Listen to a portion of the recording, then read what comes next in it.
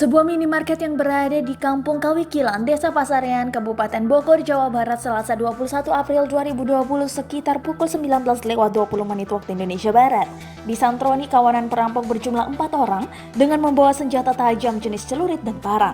Aksi perampokan itu terjadi terhadap 2 pegawai Alfamart, yakni Dimas 29 tahun dan Rita 21 tahun. Dalam aksinya, kawanan perampok berhasil menggasak uang yang ada di berangkas minimarket tersebut sebesar 25 juta rupiah, serta barang belanjaan. Tak hanya menggondol uang, kawanan perampok tersebut juga sempat melakukan penyekapan terhadap Rita. Kapolsek Cibunggulang, Kompol Ade Yusuf mengatakan, kejadian berawal saat pegawai minimarket tersebut bersiap-siap hendak menutup toko.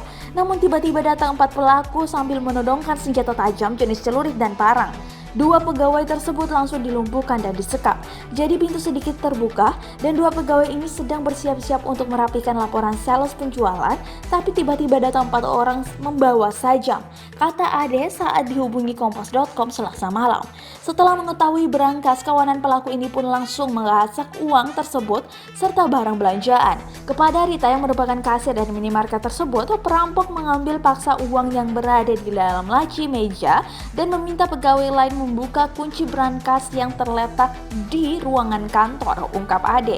Selain mengambil uang, para pelaku juga mengambil beberapa slop rokok. Setelah melakukan aksinya, pelaku langsung kabur, sambung Ade. Atas kejadian tersebut, minimarket itu mengalami kerugian materi mencapai puluhan juta rupiah.